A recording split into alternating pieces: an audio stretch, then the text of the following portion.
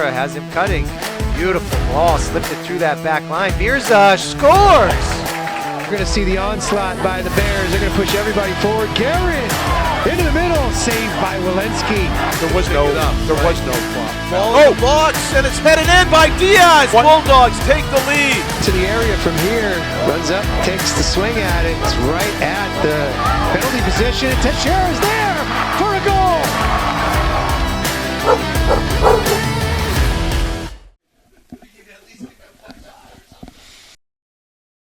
Good evening. Welcome to Bedford High Stadium on this moonlit night. Clear skies, almost a full moon above the stadium. I'm Harry Kozlowski, here to bring you the call of the game against the Spaulding Red Raiders and your Bedford Bulldogs. Spaulding comes in with a record of 1-9-3. At this point, they're just playing out the string. They're really not in the running for a tournament spot. Meanwhile, Bedford leading the way, tied with those Exeter Bluehawks, both teams at 11-0-1. And I'm Bill Klein, along with Harry here, and we've got Andrew Fenn back in the studio, Bill Jennings, the Chief Oompa Poompa CEO President, on the camera tonight. Excited to be here. Like Harry said, it's a beautiful evening, and about 48 degrees at kickoff time. The game's just started. As you may know, the girls won earlier 6-0 out in Spaulding, and our golf team, Bedford Bulldogs golf team, won the state championship after having almost a flawless record. They only lost one or two matches, Harry. I don't know if you follow golf at all. I thought they only had one loss during the regular season. I think that's correct. And Bulldogs, by the way, on the attack, centering pass and a shot. Not a lot on it. Caden Santero getting a leg on it and made the save made by the keeper for Spaulding, and now the Red Raiders come back on the attack. Midfield, Bedford takes over. Biggest thing about that is the fact that historically, although Bedford's got a great attack, balanced with defense, don't get off a lot of shots, especially early in the game. And that shot was in the first minute. I like it. I like it.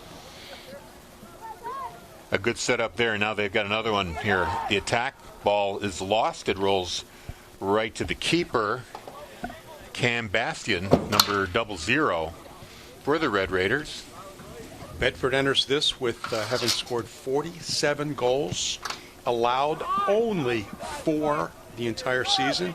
As Harry mentioned, they're 11-0-1, Spaulding 1-9-3. The Spaulding situation, total opposite basically. Unfortunately, they've only had 12 goals scored for them, no shutouts, allowed 39 goals so far.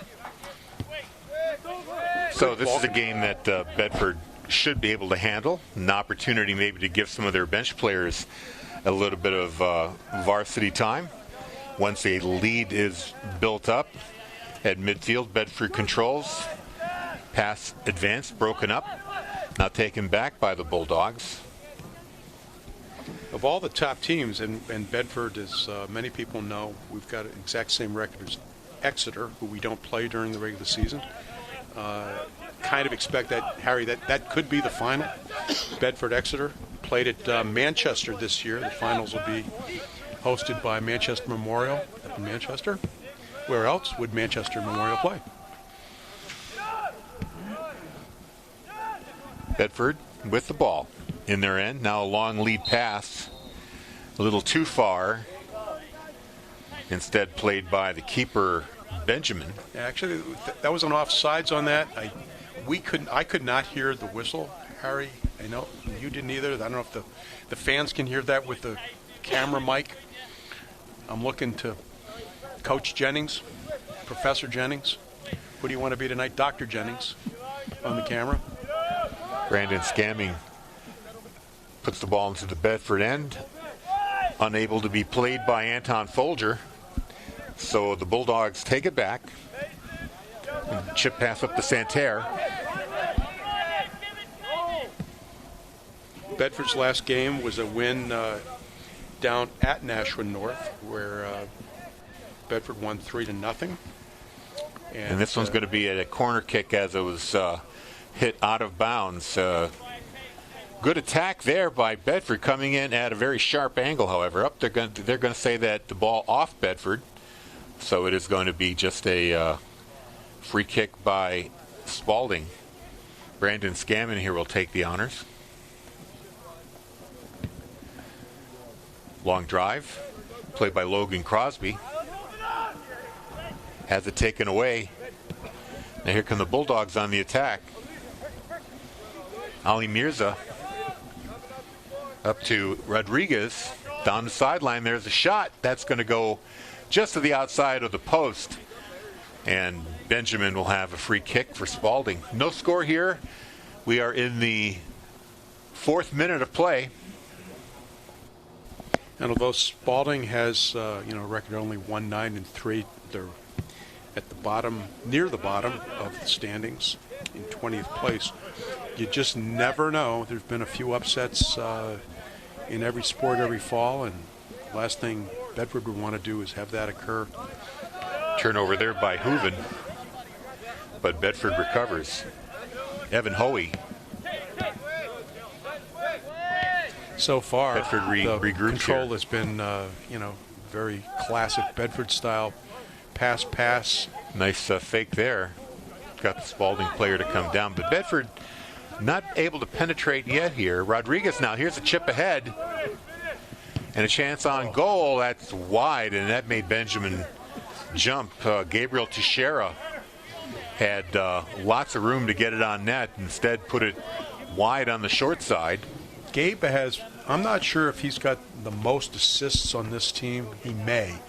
He does not have a lot of goals because he's so good at setting other players up. Ali, of course, and a couple of other players out there.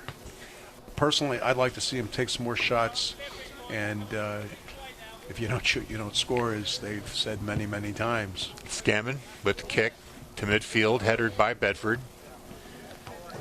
Over to Knapp, I should say. Brendan Knapp, their number 24. Brock Knapp, excuse me. Bulldogs take the ball back. And they try again here. Long lead for Rodriguez, or for this is Teixeira coming in all alone. There's a shot stopped by Benjamin, and another shot from way out that sails over the net. And that shot comes courtesy of Tavis Wallace. Some consistent, excellent play here. It's like a demonstration of how to play the game of soccer. Great control. The first touches for Bedford tonight. Crisp. Players know where each other are, and here we go in a corner, which I did not see Spaulding make contact with the ball. Maybe they did on. Maybe it was tipped from the Wallace kick was tipped over the net, because it really did sail quite away. Anyway, here's a corner. It appears that a Spaulding player, referee just pocketed a necklace that he removed. He didn't remove it. He had the Spaulding player remove it. He noticed that. And Harry, I agree with you. I didn't see the touch either. Here's the corner on goal, headed just over. Great opportunity there for Bedford. I think they had just gotten that a little bit lower. That would easily have been a goal. Header a little too high there by the Bulldogs. And that was number 10, Ali Mirza, on their header attempt. Now here's the kick to midfield off the head of Evan Hoey. Goes out of bounds. And Mason Bollerin, one of the captains here, one of 3 captains on this Red Raider squad, with the throw-in. Bedford attacking. Teixeira able to knock the ball back. Red Raiders have to go back for it. Another turnover here. Hoey gets it down the sideline to Teixeira. He tries to center it, but it's played out of bounds by Logan Crosby. This will be a throw-in for Bedford. The Red Raiders have, I think they've got 5 or 6 seniors out there in the field, a number of sophomores. There's a shot on goal, just wide. So plenty of opportunities here. Nothing really getting on goal, though. Number 10 with the kick, Mirza. If my memory serves me correct, last year when Bedford won the state championship in 2 very, very exciting, the semi and the final, down at Stello Stadium, Spaulding, I believe, did make it into the tournament, but lost in the first first round, I think, and I think the loss was something like a score of 6 or 7 to nothing, unfortunately. So the Bulldogs reset here in their end. Kick down the middle, played by the Red Raiders. Taken back by Hooven, who had it. Now he turns it over. Logan Crosby trying to control it for the Red Raiders. Instead, Mason Bollerin has it. One-on-one there against the Bedford player. Knocks it out of bounds, so it'll stay with the Red Raiders. That was Teixeira, number 11. So Bollerin looking for somebody to pass it inside to. Gets it. Can't be controlled. Brock Knapp loses it to the Bedford Bulldogs, who now reset. Long lead pass. Intended for Mirza. Instead, it's kept in bounds by Dylan Fredette for Spaulding. Now on the far sideline, Bulldogs get it back, and they say it went out of bounds, so Spaulding with the throw in here. No score. We are in the 10th minute of play here in the first half. The way things started, I thought that there was a very high probability of Bedford getting the ball in the back of the net here in the first 10 minutes. They've had their chances, but you wouldn't think a soccer goal is that hard to miss, but apparently it is, because they put a couple of shots quite wide. So they're going to keep trying. Rodriguez up ahead to Mirza. Nice play. Back to Rodriguez. He's got a lane to the goal. Center shot, scores. Beautiful give and go. And let's get the number. I think it was, not sure. These black jerseys and red numbers are not the easiest to read, so we'll probably get an official announcement here, but I know that Rodriguez was there for the assist. At the 10-minute mark or 30 minutes left in this period. Didn't I say, Harry, didn't I just say a goal in the first 10 minutes? Yes, you did. They snuck it in. Do we have an official score on that? Bedford goal, Ryland Hooven, assisted by Tavis Wallace. Hooven. Hooven was the scorer. Evan Huey? I'm sorry, what? Evan Huey. Hooven. I'm sorry, Ryland. Ryland Hooven, number 21. Hooven. Senior. You know, they don't give out assists in soccer, do they? Yes, they do. Well, then I would give one to Rodriguez. I would absolutely do that. Keep track of those. So there we go. Bedford up 1-0 with the goal in minute number 10. We would have loved to have seen a replay of that here. I understand that probably Andrew gave those of you that are watching this potentially live right now a view of that goal, which was a nice, crisp, beautiful pass. And finally the ball sees the back of the net. And this looks good too. Well, it's really hard for Bastian to make that save. He was kind of hung out to dry there. Corner kick coming up as the ball goes over the end line off a Spaulding player. So the corner coming to the left, I'm sorry, the right of Bastian. Harry, I don't know if you're aware of this, but you're the gentleman you're filling in for tonight, Corey, who's usually with me. He's been a real questionable person with respect to the short corner kick, and lo and behold, a couple games ago he and I were up here and we had 2 corner kick goals, one of which was in fact a short goal kick called by the official.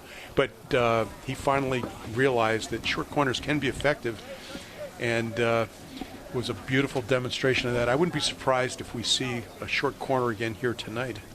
Well, Mirza with the header attempt there puts it over the goal once again. So nothing coming from the corner there. Spaulding trying to clear the zone. Mason Bollerin. And one of the captains, he's playing quite well. He's had a lot of good touches over here on the left side. Left forward, midfield. Here's a long lead to Rodriguez. They're going to call him offsides as he was in front of the ball. Not by much, but and that's one I would like to have seen that. Played it off his chest, so that kind of makes it fairly obvious that he was in front of the play. So Spaulding with the free kick. Bulldogs lead 1-0 on a goal by Hooven. Brandon Scammon tries to clear it out. And then a second try by Knapp. A bit of a frustration kick there, I think. The Spaulding players would love to see the ball under their control in the other half of the field, but so far they have not had that opportunity yet at all. Eli Kaplow, number 4. Long lead kick now for Teixeira. He might have a chance here. He had to wait for the ball. Nice Gives it to touch. Rodriguez. Rodriguez centers. And Benjamin is able to get a hand on that. Oh, it's caught just before it goes out of bounds. I thought that was heading out of bounds. Better safe than sorry. I thought they would have let it go out of bounds for another corner kick. It goes out of bounds now. It'll be a throw-in by No, it wasn't letting Spaulding. wasn't letting it go out. It was the fact that the Bedford player got down there, hustling down to keep it from going out. Kept it in play, but then they unfortunately turned it over to the Red Raider Spaulding. Now, that was a shot, do you think, or was that a centering attempt? No, I didn't even see I anybody. wouldn't really call that a shot. He was putting it, call that a square pass, crossed the goal mouth in the expectation, hope, pleading that one of his teammates could have finished it and put that in the net. So Kaplow over to Hoey. Nice long ball off sides, though, I believe. No, Well, it seems to be that should not have been called, and he did not call it. The referee, if you saw that on TV, the referee actually put the whistle up to his mouth because there was a Bedford player in an offside position, but it didn't get to him. Good no call. I was going to say that Bedford really seems to be using the long pass to break the Spaulding defense. They see something, and both Rodriguez and Teixeira have been able to get some passes down the way. They haven't been able to get much on net, just the one goal, but lots of opportunities here. I'd say, Harry, that what I'm seeing is a combination of very good dominance in the style and tactics of short and long balls, mixing it up. And when they see the long ball opportunity, they're willing to challenge those fullbacks, the defenders of Spaulding, with a long ball. Here comes one. Nope.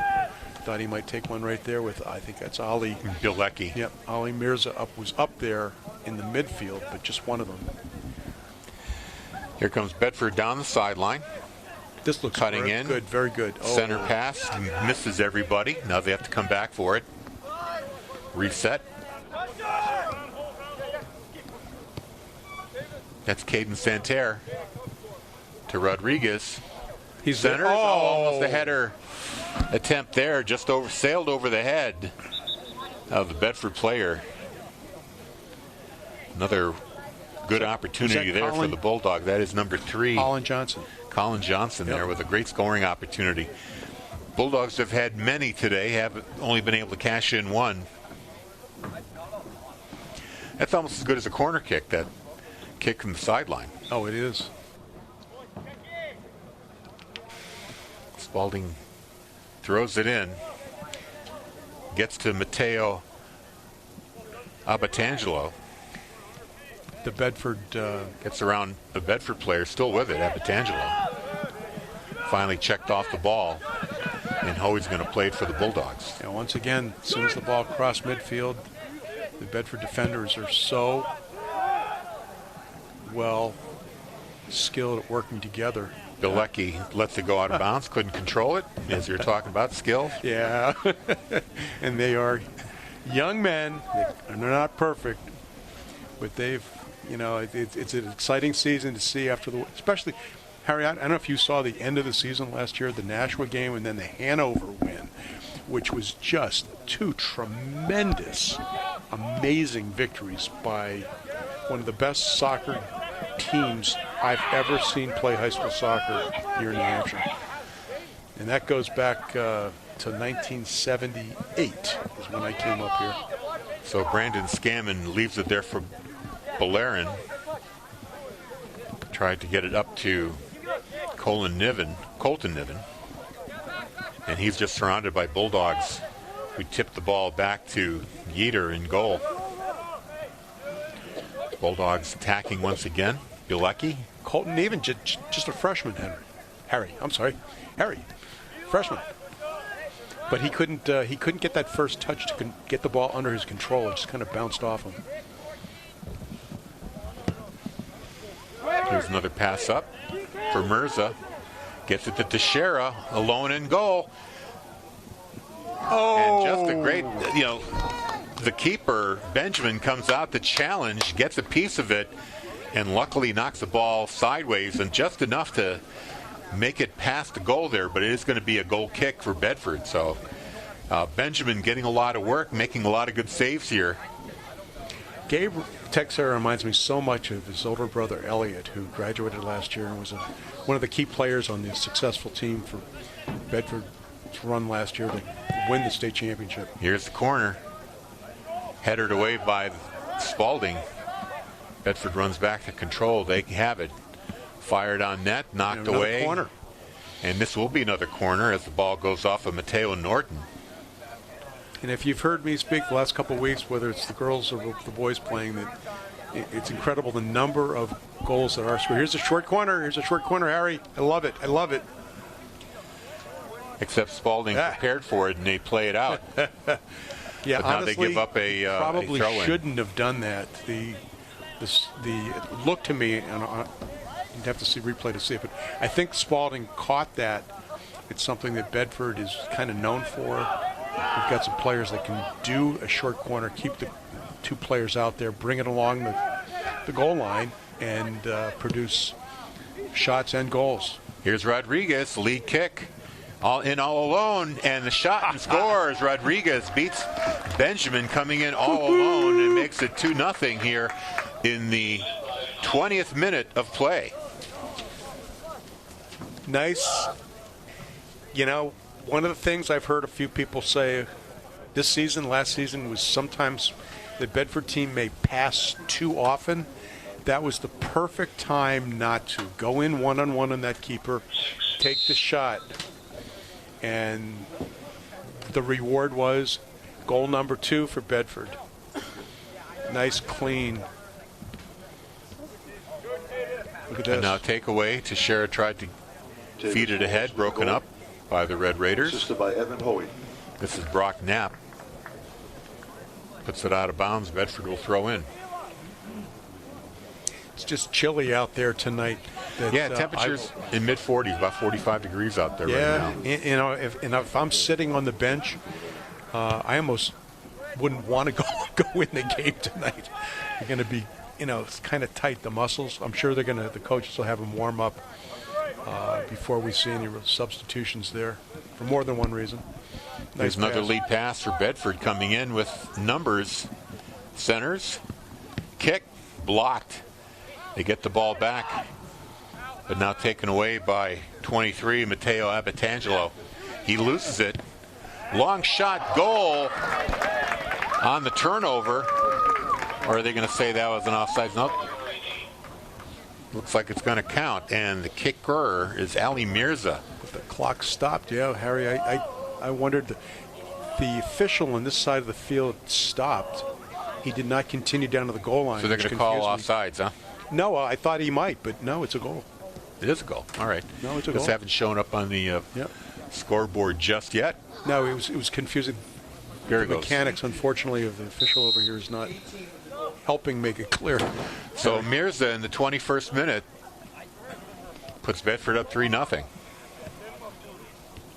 Bedford goal, Ethan Benjamin.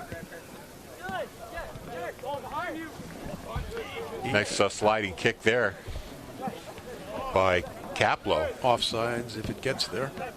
Doesn't. Bedford still controls. Hoey.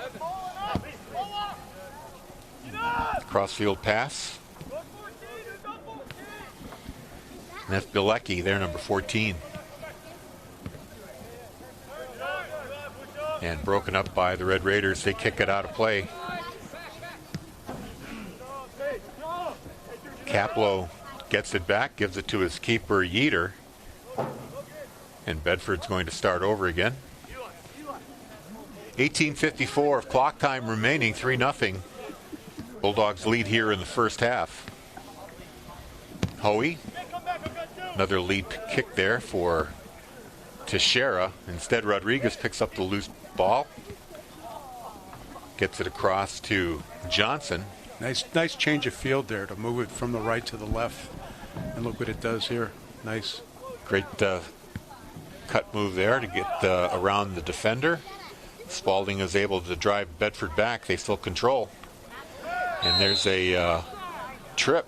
Are they going to call? Are they going to flag this? That's inside the penalty area, Harry. That's the official over on this side of the field is not moving towards it. He should be. It was clearly kicked. Bedford player was taken down with a put trip. it outside the area. And again, it would have to be a replay to see the trailing official now is ahead of the lead official, setting up the wall. Well, they're working together. I'll give them credit for that. So what's going to happen? This is going to be a free kick from just outside the penalty box. Yes. Yeah. So still pretty close range here. Nice The kick. hit. And goes in the net, just catches the outside post. And it was unable to stop that was Mason Bollerin, who was standing on the far post. It was his job to keep that from happening, but instead Bedford's up and the goal. If I goal scorer. Gosh, I wish we could see that on replay. It looked to me like Harry was not on the post. I don't know if you can help me with that one, but it looked like he was off the line a little bit, so the ball ended up going behind him. Eli Kaplow. And he should have been on the post. That's where that defender should have been positioned. That's basic skills. That's unfortunate. So was that Kaplow with the goal on the free kick? Kaplow direct free kick. So no assist. No assist on that one, Harry. 24th minute here for Kaplow on the free kick. The girls earlier, scored 6 out in Rochester at Spaulding tonight. Looks like the boys could even top that tonight here from home. However, I'd love to see the Spaulding Red Raiders, put things together and get a couple good runs, get a shot. Well, maybe once Coach Stuart Pepper decides to play some of his bench, Spaulding might have a chance here. Not really having much luck here against the starting 11 of the Bulldogs, and they're out there for more. And I hesitate to say this, Harry, but, you get to this point in the season, and while you do want to give the other players a chance to get some field time, as you mentioned when we started this broadcast this evening, but the other thing is you also need to keep your starters, the team that has to play really, really well together, into the playoffs. And here's another feed up front. But you do risk the possible injuries. Here's a shot on goal. Cross pass there for Mirza. Couldn't corral the pass. Gets it back now to Hoey. His kick is blocked. He tried to put it over into the left corner, but just failed to kick it quite far enough. Bulldogs had it momentarily, lose it. Now lead there for number 4, Anton Folger. He's going one-on-one against the Bulldogs player and loses that battle. They take the ball right away from him. Here come the Bulldogs down the far sideline. And what are they going to call that? Was that a contact with Spaulding player? Is that a corner? Just a goal kick. Just a goal kick. Okay. The Bedford player made every effort he could to get it in, unless the other official called something. I thought it might have gone off a Spaulding player. Now, they're going to give another free kick here for some reason. I think he's stopping the clock as well, which is, I don't understand. The trail official called something. I wonder if... Substitution, 2 for the Bulldogs. He didn't card him, though. Number 17 coming into the game, Matthias Jacobson. Corey Parker, the end of the... Did you see anything on that at all? Nothing? Kevin Gibbs, basketball? No. Bill Jennings, the eye on the camera. Well, free kick time here. Oh. Header, whoa, just a little too high. Oh. And that was number 8, Rodriguez, who just put a little too much under that ball, a little too much air. Put it over the net. Vincentius. Oh, my gosh. So, in the 26th minute here, 14:55 of clock time remaining here in the first half, Bulldogs up 4-0 over the Spaulding Red Raiders. The Bedford boys have 3 games after tonight. The next one's going to be at number 12, Portsmouth, 6 o'clock game of the 17th. And then their last 2 games are at home against number 11, Salem, Dover, who is winless in last place, on the 24th before they start the postseason play. And the Bulldogs will be likely either 1 or 2 seed in that contest. And being 1 or 2, I guess, is about the same thing, because you end up at a neutral site anyway if all goes by chalk. I believe I'm not positive. I haven't seen the entire. Oh, here's a great inside pass to Mirza. You're going to call him offsides, though. I don't know about that one. A little ahead of the play, just a little. I look forward to seeing that one on replay, because it's so obvious on I say obvious, easy for me to say, with the lines on the football field. The official, unfortunately, was behind the play by maybe 5 yards, I believe. He did not have the best angle for it. Mateo Norton kicked the ball deep into the Bedford zone, but it's picked up by the Bulldogs, and they come right back, wasting no time. I think everybody will hear your voice, Harry, this coming, is it Friday or Saturday? No, it's Saturday, 1:30. We're going to be in Portsmouth. Yeah.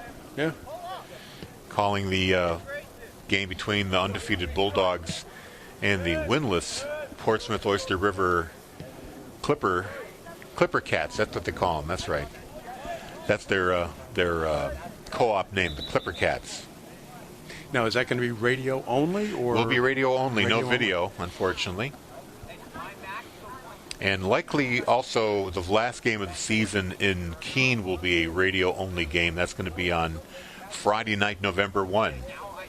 Always enjoy our trips to Keene. And there's a shot in the goal. Looks like Mirza got that one. Ali Mirza getting congratulated by the teammates there, yeah. 28th minute.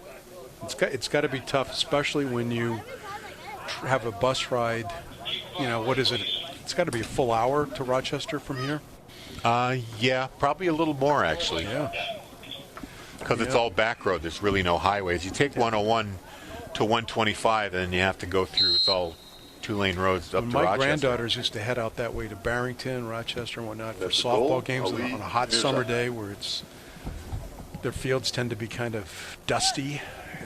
Between the ride and the fields, it was honestly, I mean, my daughter will agree with me 100%. It wasn't much fun going over there. Ball is in the Bedford end. They're going to kick it over. I'm starting to see some new faces out there, new numbers. Jefferson Courtnoir, number 2, makes that play, kicks it up to Matthias Jacobson. So Coach Stuart Pepper getting some of the relief plays in there. Lead pass ahead, called offsides once again to Mirza, trying to get him the hat trick. He's got 2 on the night already. Some teams are the defense is pretty gifted at being able to time going up the field as the ball's being passed to create that offsides. But the Spaulding defense is not doing that, and question that particular call. But well, even though the game's 5-0, I think there's enough here for Coach Pepper to work on. Absolutely. He's going to talk to his boys after this game and say, you could have done a lot of stuff a lot better. There's the ball out of bounds. And possession goes to the Red Raiders, I believe. Now, Harry, let me ask you another football question here real quick. The way this thing's going tonight, score-wise, it's almost like we got a touchdown coming up next point. Bedford does have to play Nashua South, I believe, right? Who are 5-0 as well? That is correct. That is going to be here at Bedford High Stadium the following Friday, well, a week from this Friday. And it's been kind of an interesting year for the Bulldogs. Their conference, the West Conference, really not terribly strong. There's really only 2 quality teams, Bedford and Nashua South. And they've been running off with just about everything else. They did have a tough contest in Maine when they played Thornton Academy. Of course, that's considered an exhibition game. It doesn't officially count in the standings. But they were down, what, 14-0? They were down at the 14 beginning of the nothing game? before coming back. Of course, Thornton Academy is the defending division, the Division A or Large school Yep. conference champions. So ball out of bounds there. Bedford will get a throw in. So that was a tough game, and of course, last Friday's game was probably one for the ages. It's Oh my been gosh. definitely the best game of the year, if not the last few years. Harry, I don't watch a lot of high school football. Out of bounds. But That's going to be I corner did kick. watch that.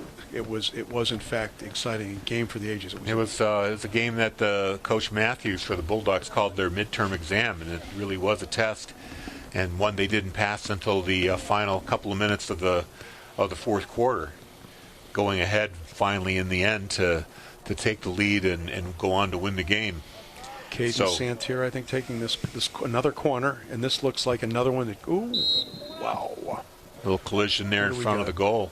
He's gonna official calling it on. Is that Elliot? I'm sorry, Elliot. Yeah, right. Gabe. I'm not positive if that's Texera or not. No, it's not.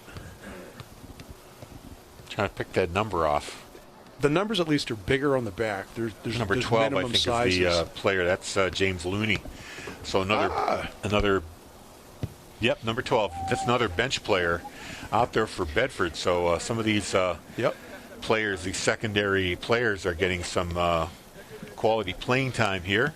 I was able to watch one of the games early in the season. Looney got his first assist, and then a couple games after that, his first goal. And Harry, you ready for this?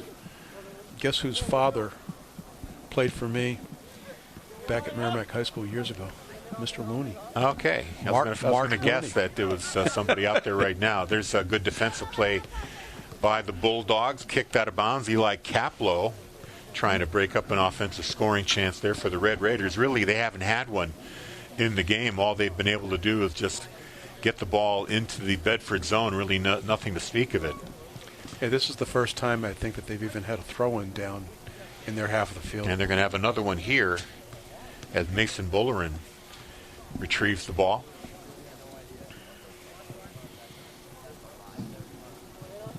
Gets it in. Played up tight against the end line there. It's knocked out of bounds by Looney. So another throw in here for Spaulding. I have not seen any player do a truly long throw-in this season so far for any team. No flip throw for sure. And Bedford's able to take it back, and they go back on the offense here. Lead pass to no one in particular, cleared out. Giving up the throw in there is number 24, Brock Knapp. Yeah. Spaulding starters still in there, of course. Bedford is giving their starters a bit of a rest. Maybe we'll see them in the second half. Thrown in. Knapp is able to take it away there momentarily. Fighting for possession. Bulldogs control it, though. Great touches. Ball control. Having a sense of where your opponent is before you start deciding what to do with the ball. And Bedford consistently. They've got to give the coaching staff props for that. Ryland Hooven. Of course, all the other coaches that are part of their lives as they've been growing up in the Seacoast program and other teams around the state. Out of bounds. It'll be Bedford ball still. 6:04 remaining clock time here in the first half. Bulldogs up 5-0. Volleyball team, 13-0. And they've got, they're in first place with Goffstown in second, who gave them the only true competition so far this year. Yeah, I saw that. It was their only 3-2 game. In fact, Yes. the first 3-2 game they've seen since the finals last year, right? Against Harry, I think it goes back longer ago than that, than anybody won 2 games against them, other than, like you said, the finals out in over in Pinkerton. And that was against Hollis Brookline. Hollis correct? Brookline. Right. Hollis Brookline's in 4th place as of right now. They're Yeah, I doing heard good. they're not doing that well. They're not at the level that they are customarily at. And guess who Bedford is playing right now? They're in Hollis Brookline. It is. Hopefully we'll get an update.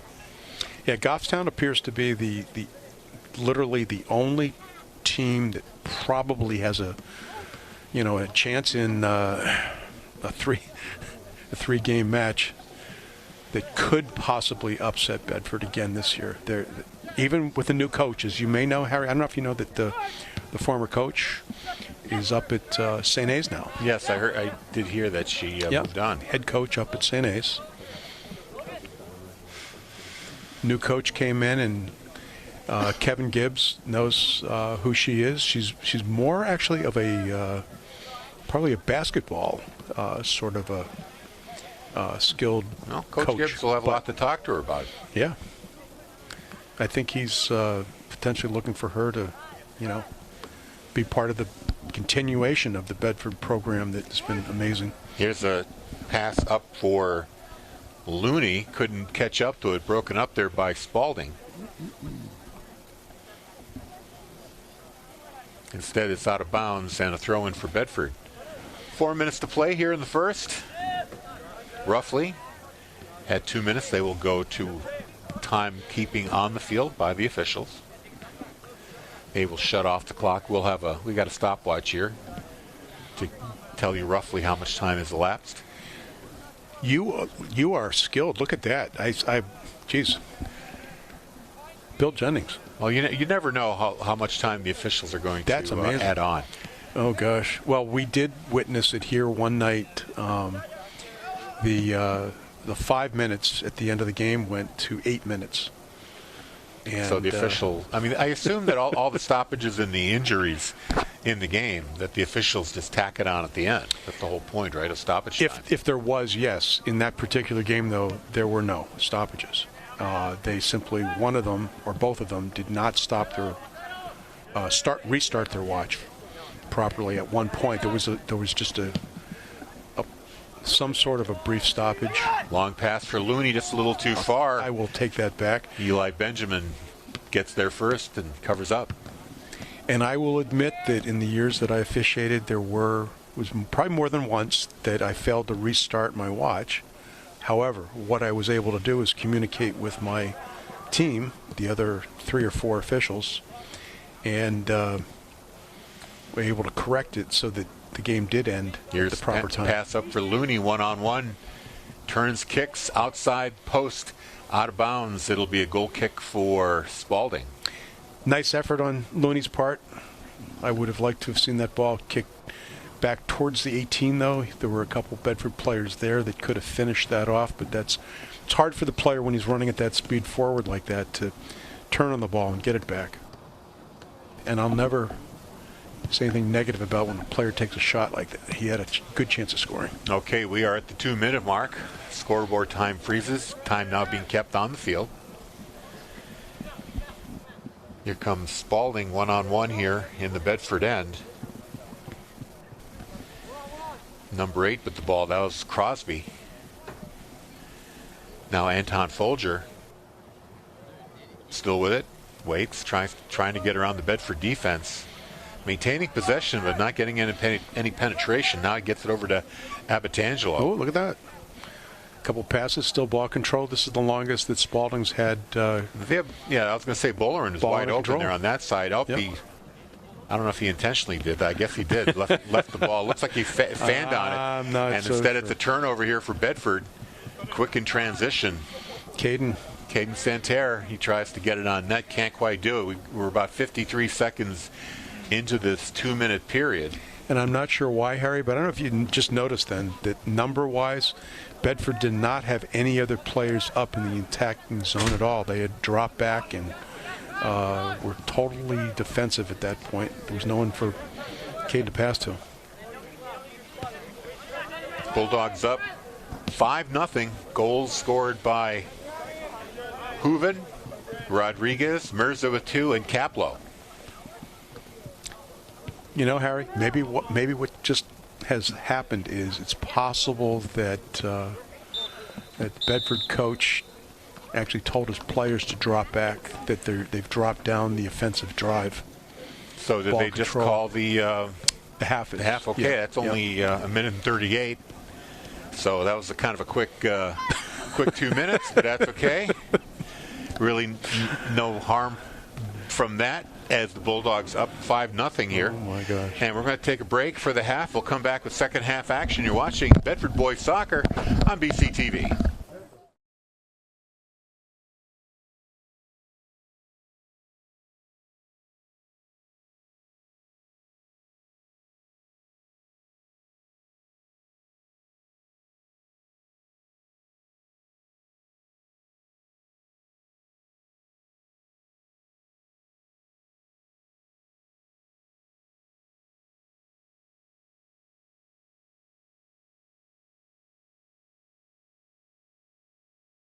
And welcome back to Bedford High School.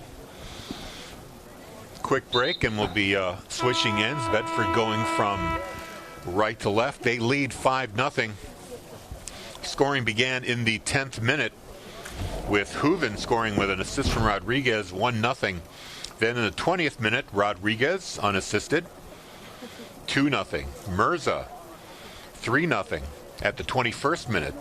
Then 3 minutes later, Kaplow scoring off a free kick made it 4-0. And then in the 28th minute, Mirza once again made the score 5-0. Speaking of scores, we just got an update from Hollis Brookline. Is it they're playing at? They're playing in Hollis, and the Bulldogs are up 2-1 after 3 sets.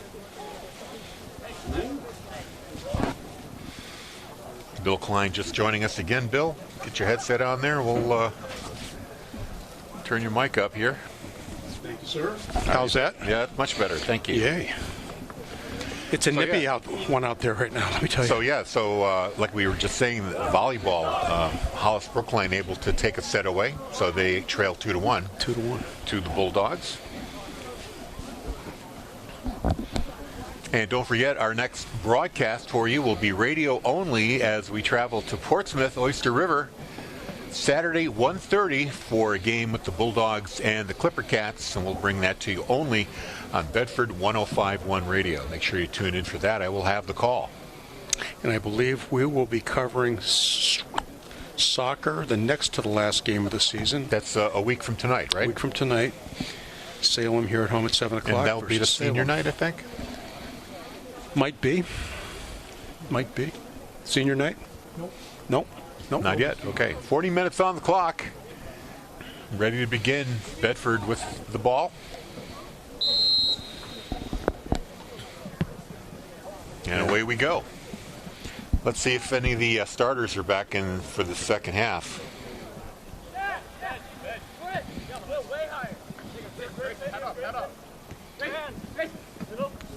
And Provencher has it, number 23. Had it momentarily, lost it there.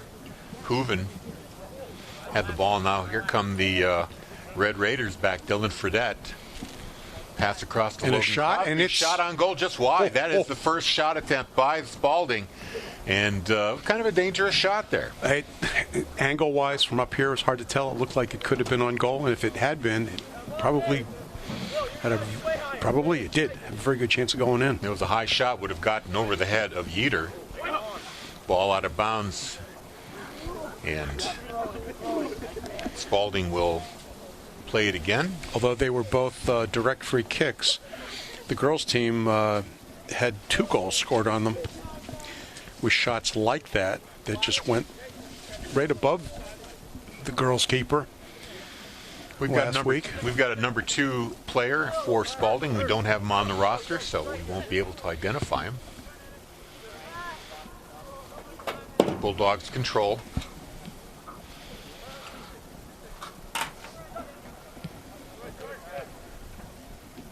And Teixeira's back in there, I believe. Yep. He's got the ball and maintaining control. So we got some starter action back in here. Mirza in there again.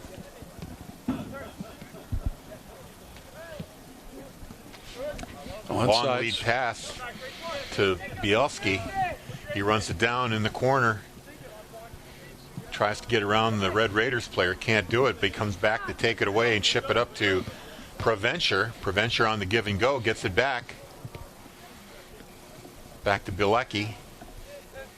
Giving them a schooling on basic techniques here of high-quality soccer. Great job, Bulldog boys. Take it right away. Provencher decides to drop it back into his defensive end. That's Tennant.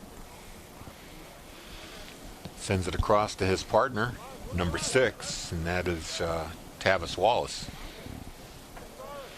Great use of the whole field here, Harry. You just see how Bedford had the ball over here on the left-hand side and then moved it around the defensive, the backs, and then working it back up on the right-hand side. Ball goes out, thrown in.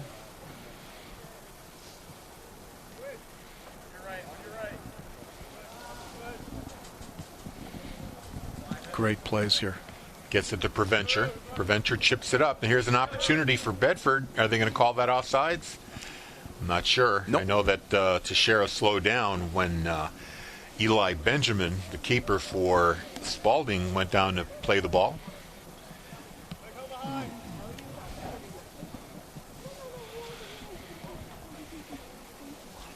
Out of bounds on the far sideline. They'll stay with Spaulding. The girls. Go ahead. Sorry, go ahead. I was just going to say 36 minute of play here. Girls and boys tournament starts at the end of the month. Tuesday the 29th is when the girls will start. Boys tournament starts on Wednesday the 30th. Home fields, except that depending upon the seeding, either of our teams could end up with a bye in the first round. How many teams get a bye in the tournament? It depends. Every year it's a little bit different. There's a formula that they use as far as how many teams make it and whether or not there's 2 teams or just one. If it's an odd number for some reason, there's a formula inside the NHIA. It's 70% without rounding the number up. It's whatever is 70%. So if it's like 15.2, it'll be 15 teams. So there's no, let's say it was 15.8, they won't round it up to 16.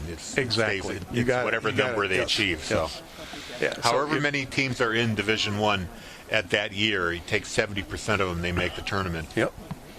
And determine the buys thusly. Yeah, and then so if it's that odd number, that 15, then there's only one team that's going to get the bye, which is right. It seems odd, but it's the way it is. Well, they have to make it work. They have to have 8. They have to have 8 teams left in the next round. Yep. So they could play it down. The quarterfinals have to be 8 teams. Another kind of interesting thing is, last week when the boys played Keene, the girls' team did not play Keene because Keene is not in our same division. There's a few schools around the state that, even within the same sport, let alone different sports, that they have teams that will play. The boys' team might be Division I. The girls, in this case, like Manchester West, is D3. Right, and, they have to go by whatever their student body size is, and sometimes they take into account the level of competition if they can field a team traditionally. Right, that's why both Central West is combined now, but the Central boys are not, and the West boys are. They play down. So it's a combination. Well, Central boys soccer has always been a decent program. Maybe not so good this year, but they've had some really good players come through that program. Some very, very, very good players. Here's an opportunity for Bedford. Oh, wide open goal, and Teixeira waits out. Benjamin waits till he falls, and in goes the shot by Teixeira, his first goal, and that comes at the 48th minute, I think it is. And we've got 33, and you notice that the clock is not stopping now. Time will run with 6 goals, 6-0 scoring difference, which is a good way to do this. So 6-0 is your score. Gabe has got to be happy that he was able to finish that one off so cleanly.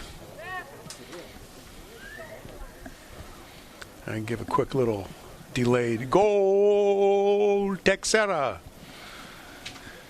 So it is father from Ecuador, the Ecuadorian connection.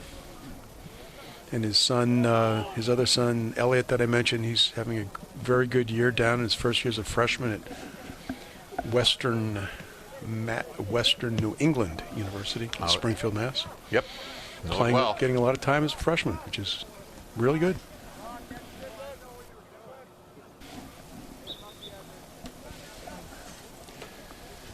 So out of bounds play, and we'll get a throw in here by Spaulding, number 11, Mason Bullerin. Pretty one-sided affair so far.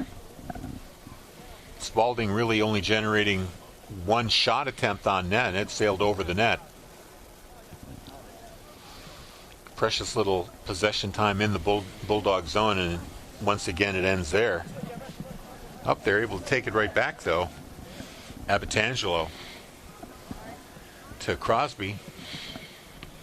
Tries to get by the Bedford player, cannot do that. So here comes the Bulldogs. Teixeira. Stop and go, gets by his man. Beautiful play there. Teixeira tries to take it away, can't. Abitangelo coming back for Spaulding, still with it. That's broken up, stolen away. Bedford still with it. Hooven.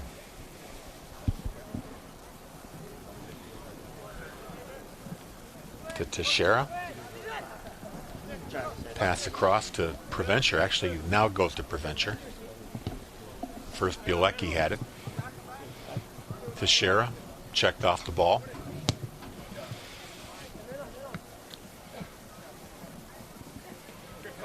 Bulldogs able to take it back and send it back into their zone to reset. Nice initial play there by Dylan Fredette, a junior. Out of bounds off Teixeira. It'll stay with Spaulding here. 31 minutes of clock time remaining. Bulldogs up 6-0. One other Bedford team to shout out to tonight, the field hockey team, 11-3-1. And they're tied for 4th place. Winnicott. Their next match will be this Thursday. They're playing out at Plymouth. Portsmouth. Excuse me, Portsmouth. Wrong division. Plymouth would be Division 2. wrong state. And not exactly waterfront, but Portsmouth, which is Portsmouth's records just 1-14. Their tournament starts on Wednesday, the 23rd. They start a little earlier than the soccer programs do, at least our division. Here's Teixeira. Nice. Chips it up to Bielecki. Nice pass. He pulls up. Had Teixeira with him. Back to Provencher. Under 30 minutes left in regulation. We don't normally see this slow a pace of both teams. The last couple games that we've played, both teams were running full speed the entire match. Bielecki gets the ball away from his man. Now gives it to Teixeira. Teixeira up to Bielecki, down the sideline. Gets Great by move. his man. Fires a shot across. Oh. And a shot attempt there by number Looney? 12, Looney. Yep, Looney, that just goes wide. That was a good effort. That was not an easy ball to convert into the goal area. It was hit really hard. Nice. Goal kick now for Spaulding. It'll be Brandon Scammon doing the honors. Looks like some more substitutions here for the Bulldogs. Coach Pepper getting some of the bench players out there again, with his team comfortably up 6-0. I know you've heard me say this many times, but I will say it one more time here this evening that we do need officials for virtually every single high school sport here in New Hampshire, let alone just high school sports, but sports in general. If you've got any interest, a little bit of experience, knowledge of the game would be great. It's a bonus. It's a great way to get active, be around people. Yeah, and make a little money too. It is a paid position. Yep. The give and go here broken up nicely by Spaulding. They kick it out. Some of the sports don't require much in the way of athleticism or fitness. Take a look at like volleyball. Oh, you do need to know how to skate if you officiate hockey. Oh, you do. that's years ago that was one of the biggest problems. There were people that wanted to ref ice hockey, and they'd show up and it was a little embarrassing. No, they couldn't skate, Harry. they have to bring in former players. It's the only way they can do it. Yeah. I mean, you look at the NHL officiating crew, and many of them are players that at least got to the AHL level before retiring from playing hockey and decided to become officials. And I'm very proud to say that my son out in Aspen, Colorado, and my 12-year-old granddaughter, they were asked by the Aspen Police Fire Group, the same as we do here in Manchester, where we have the fire department play, and the statewide, actually. It's not just Manchester, but they go at each other. The badges in the, hook and ladder or whatever. It's Battle of the Badges. Battle of the Badges. And do they fight as much as they do here? That's the question I want to know, because these games can be really tough. There's a shot that sails over the net there, and that was number 4, Kaplow. Sailed it right over the head of Benjamin there. So, well, last year at their game out in Aspen, my 12-year-old granddaughter and son were asked to referee that match. And I hope they're on their best behavior if they're going to do that. Oh, they are both skaters, and although my granddaughter was the state #1 MVP goalkeeper for her team, under 12 hockey last year, but she got she said she wanted a ref, and it's something that father and daughter can do together. It's a beautiful thing. Possession being fought over there. Nice turn on it, but lost it. Spaulding takes it away. Now the Bulldogs get it back, and they have to reset on offense. 25 minutes to play in regulation time. Ball rolls out of bounds, and looks like possession will go to Spaulding, I think. Nope, it'll be Bedford ball. They'll throw it in.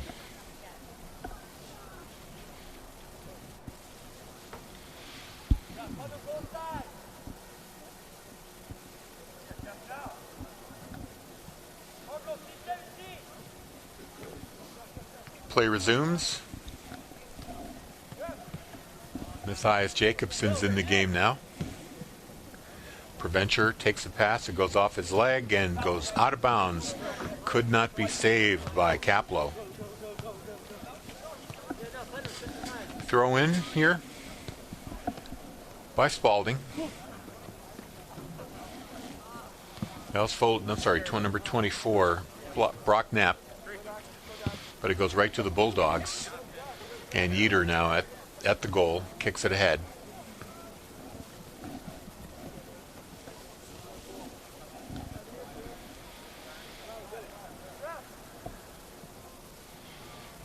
Bulldogs with the lead pass broken up there by Knapp. Get the ball right back. Goes over to Hooven. Preventure. Kaplow, number 4. Long kick across, played by the Red Raiders. Header by Hooven. And then drop back to Preventure. Preventure looks like he was going to kick it ahead. Instead he goes sideways.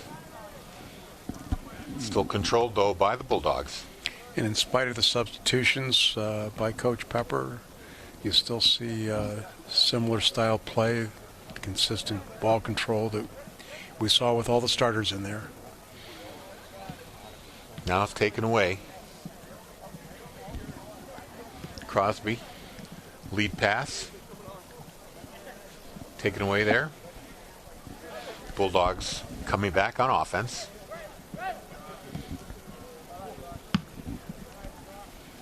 Tried to hit Kaplow with that pass, couldn't do it.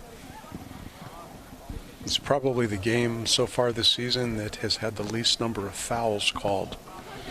Yeah, it has so been far, very clean. Very, very cleanly played. They're not pressuring each other very much, and that's part of it. Like I'd mentioned just a little while ago, the whole pace of the game is more let each team pass. Here's a scoring chance.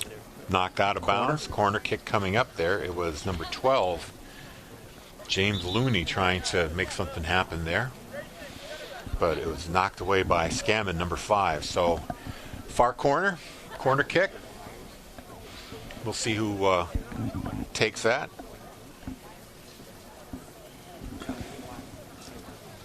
Might be Koitnor, number 2. As the teams gather in front of the net. Bulldogs did score off corner earlier this evening. Nothing comes of that. Ball comes out to Jacobson. Tried to get it to Kaplow, but instead taken away.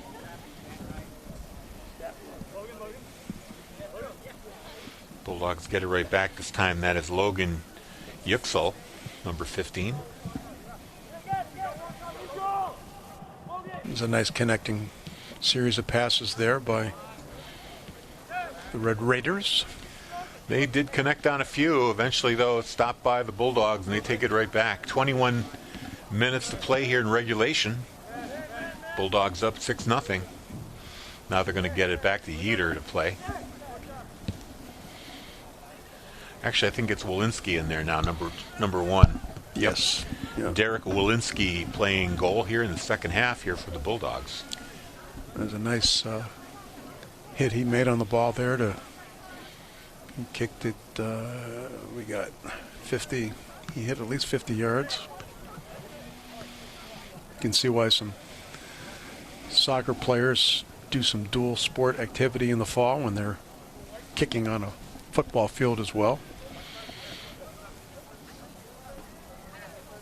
I don't know, has Bedford had, I can't picture any of the Bedford players, soccer players in the last few years that have also been kickers for the football team, have they? Well, here's a question for you. Is Maddie Lucantoni a member of the girls' soccer team?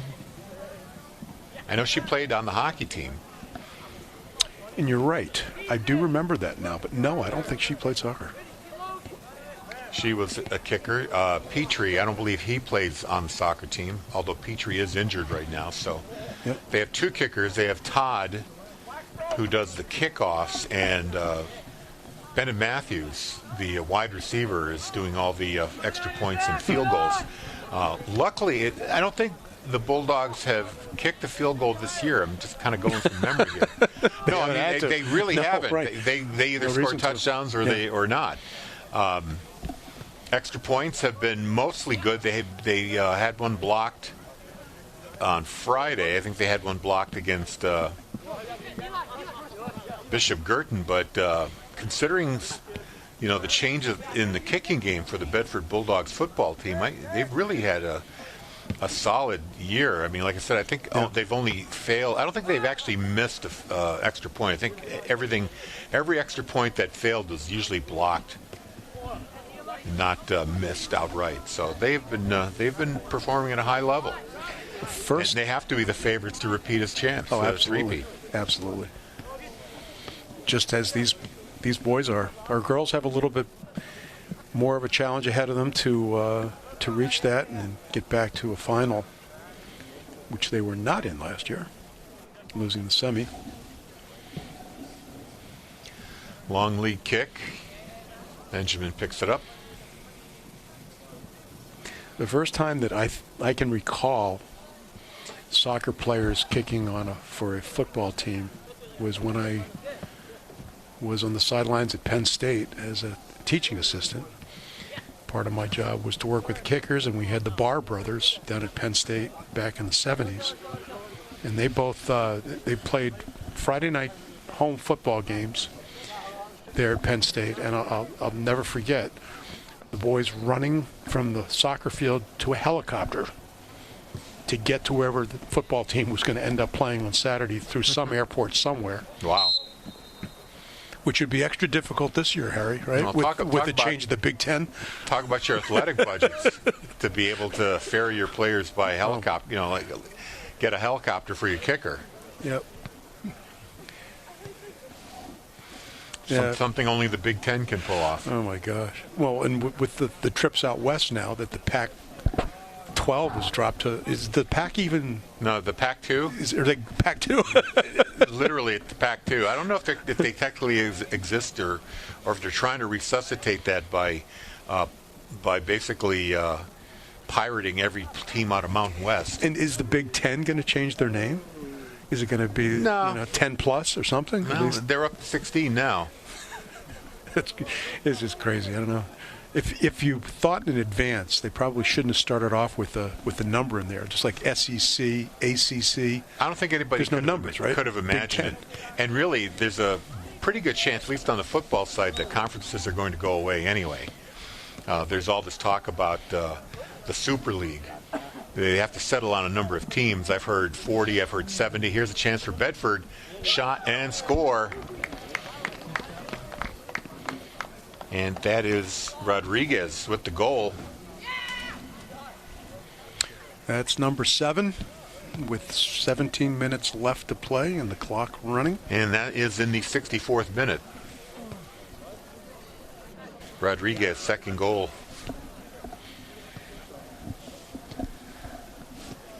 Makes it 7-0. Touchdown and an extra point.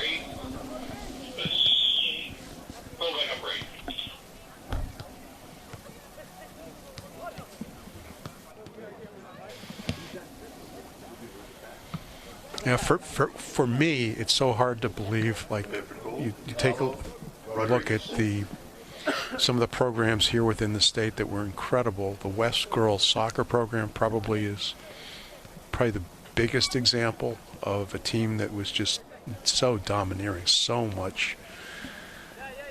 many records of all types. And now West, and I don't know what's going to happen. I believe the Manchester entire school district could experience a huge change. I don't know if you're aware of that they may go to one public school for the entire city. Oh, no, I wasn't aware of that.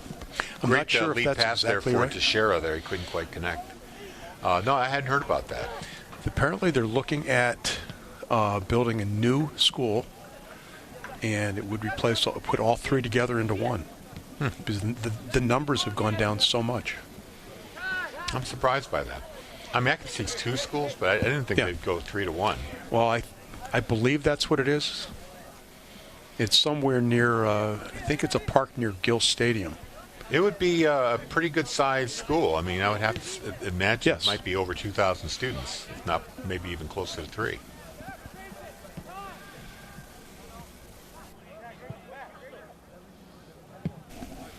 Long kick. Offside call. That goes right to number 12, James Looney. 15-minute mark here and counting. Here in the second half, Bulldogs up 7-0. And for the last 10, 15 minutes, neither team seems to be too anxious to spend much time running around. They're taking their time on a lot of these kicks. The substitutions are going a little slower. We have a final from volleyball. The Bulldogs winning set number 4, so the final is 3-1 over Hollis Brookline. Wow, good for them. That final third set was 25-20. Yeah, that's I shout out to the Bedford girls and a lot of other high school programs, Goffstown being one of them. Another one that if you want to see some exciting sport action, quickly played indoor where it's comfortable, you don't have to freeze your buns off like we are up here in the booth tonight.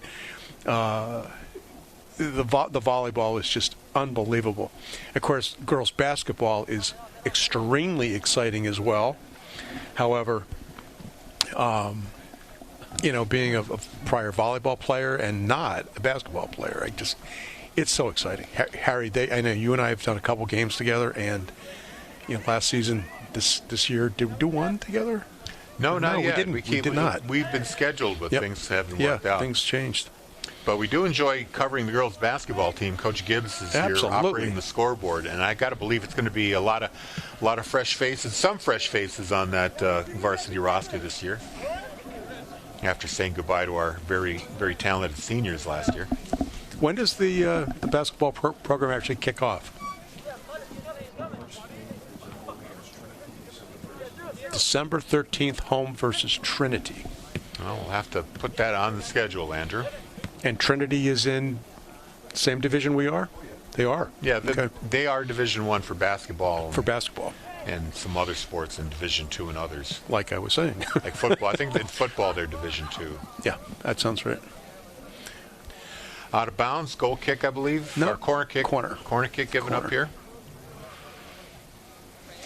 You know, one of the things that I cannot help, having officiated as much as I did soccer especially, is watching. It's like I'm watching my partner across the field, Harry.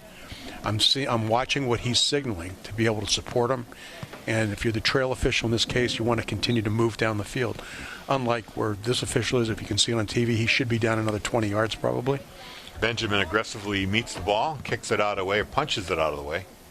But the teamwork between officials isn't critical most of the time, but every so often it is extremely helpful to be watching each other, because unlike the great game of American football, how often do you see the soccer officials get together and chit-chat and talk about some call for 3, 4, 5 minutes and then go to a camera on the sideline and review a play?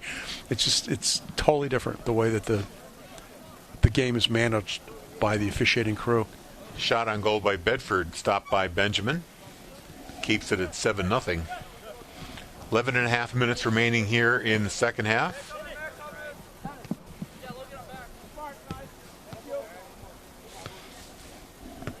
Logan Tennant in the game for Bedford. Makes that play. Jacobson breaks up. Now gets the ball back. Still with it. Chipped ahead here. Oh, and it's kicked in by Lafferty, I believe. Devin Lafferty, number 16, with a little help there from, I didn't get the number of that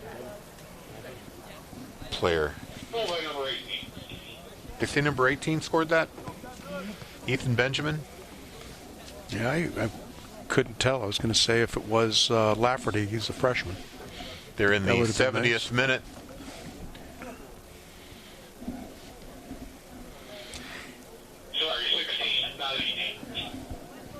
You did get a change on that. What is the score? Who is the goal scorer now? I thought it was 16, Devin Lafferty. Is that who it is? For goal, Devin Lafferty. Lafferty. Lafferty is the goal scorer. Okay, so I got it right. Yeah, freshman. Number 16. I don't know if that's his first goal this year or not. May not be, but off a rebound, and that's good. Came close to hitting a post there, but it did just manage to get in. Sometimes the goal can be too big. Nice touch on that pass to maintain control.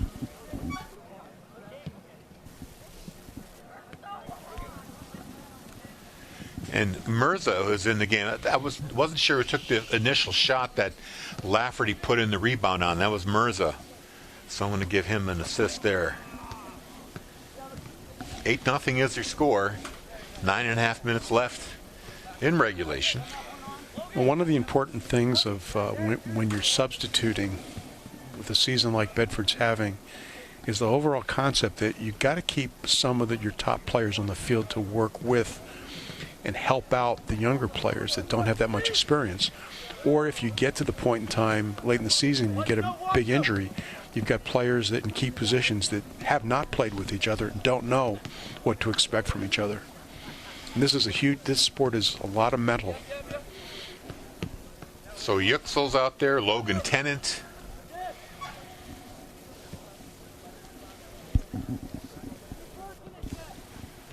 '23, Grayson Preventure. Nice decision there to take the ball back a little bit, take the pressure off. He was being marked by 1+ Spaulding player. Here's Bedford on the attack. Centering pass to Mirza. Looney wide of the net, but he gets blocked, and actually that was Lafferty with the shot. Yep, number 16. Once again off the leg of Mirza. He's got the rebound, but this time sends it wide and high. 8 minutes to go here in regulation. That entire time, Harry, he didn't turn around so I could see his number a second time.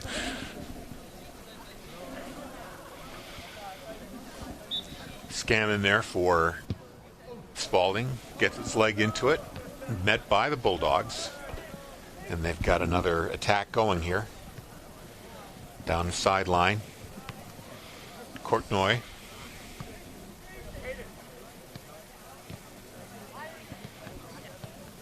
That's Hoey. Camden Santerre. And Hoey once again.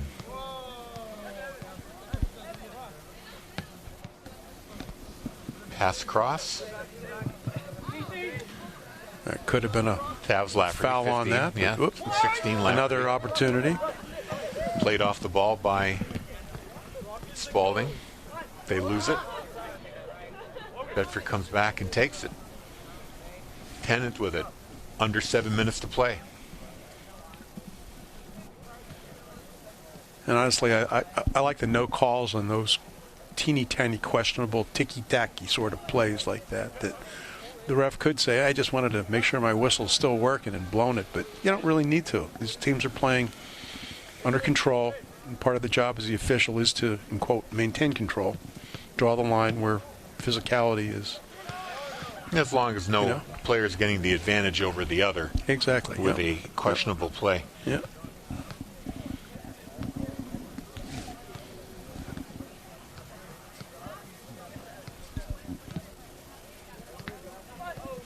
Bulldogs just maintaining control here, really not pressing an attack. Hooven. Santerre. Now he tries to lead a pass up for number 15, Yüksel. Yüksel nice shot. Takes a shot, and that was a tricky one great for save. Benjamin to control, but he does just barely. So Yüksel gets a nice shot on net there. Yeah, Eli Benjamin was in the right spot, able to get that ball that was fairly well struck under his control. Nice play. Once we hit 5 minutes, it will be time kept on the field. 5:30 on the scoreboard and ticking. Bulldogs up 8-0. Yeah, I like the sportsmanship aspect that I think the Bedford coaching staff is. Here's a nice pass inside and a goal. As the goal is scored, and I'm saying about how they're not making a big effort to run up the score, but these kids, they've worked hard for the preseason. They deserve the ability to get their stats up and score some goals and have that feeling, sticking the ball in the back of the net. I mean, you do have, like I said, these are bench players that don't get a lot of playing time. I'm waiting to get the number of the player here. It is number 15. It is Yüksel who gets his goal. Bedford goal, Logan Yüksel. And we are now at time kept on the field. That goal, we'll say, was scored by Yüksel in the 85th minute. Makes it 9-0. And we got the stopwatch here in the booth, trying to keep track of those 5 minutes. Of course, game ended a little early in the first half. We'll see how the clock goes here in the second. There were a few times that when I was officiating, when I noticed the two coaches are side by side at midfield chatting, and then somebody yells, "Hey, Bill," and they've made an agreement that they would just as soon have the game end sooner than later. And that gets knocked out. It looks like it's going to be a corner kick for Bedford there. I don't believe that was intended by trying to get the number of the player. That's number 21. A player I do not have on my roster here. Or nope, that's number 25. Sorry about that. Mateo Norton. Yeah, I don't think he meant to put that into the corner, but we will have a corner kick now. Ball's kicked and knocked into the net. And goal number 10. Direct. Looks like Yüksel gets another one. Yeah. How often do we see that? Very, very seldom, but that's the second one on the Bedford soccer field in the last 2 weeks where a corner kick went directly into the net. Did it go directly in, or was, I think Yüksel might have made contact with it. Hold on to the camera and just watch tonight. So now Bill is on camera duty. Bill K versus Bill Bill J. Klein versus Bill Jennings. So 10-0. I'm giving credits for that shot. Was that Yüksel credited with the goal? Santerre. Santerre. Okay, gets the correction. goal. So Santerre gets the goal off the goal kick. The game is over. Harry, what do we got on the clock on that? Am I doing a good job? 2 minutes and 16 seconds. I think the officials felt like it went long enough. No need to play the entire game. So yeah, there's your final. 10-0 Bulldogs win, improved to 12-0-1. Spaulding falls to 1-10-3. And recapping the scores, very symmetrical. They had 5 goals in the first, 5 in the second. Hooven in the 10th minute made it 1-0. Rodriguez in the 20th minute made it 2-0. Mirza, 21st minute, 3-0. Kaplo, 24th minute, 4-0. Mirza again at the 28th minute made it 5-0. Went into the half. Teixeira came out, made it 6-0 in the 48th minute. Rodriguez with a goal, his second at the 64th minute, made it 7-0. In the 70th minute, Lafferty scoring 8-0. Yüksel in the 85th minute made it 9-0, and then Santerre on a corner kick that bent and went into the net on his own. 87th minute, we'll say it went in and made it 10-0. So there's the final. Bill Klein, thank you very much for being our color commentator. It's been keeping fun. us informed. And Bill Jennings on the camera, and Fenn back in the studio. Go ahead. We got a few more games to go here too. You know, we do. Portsmouth, Salem, Dover, all not games that Bedford should lose. So who knows? We'll see. The tournament time will come, and hopefully Bedford will be either 1 or 2 seed. Exeter also being so good and in a position to very possibly, not lose another game. It'll be interesting to see where we end up. And with this, we're being shoved out of the building. The final, 10-0. So long, everybody.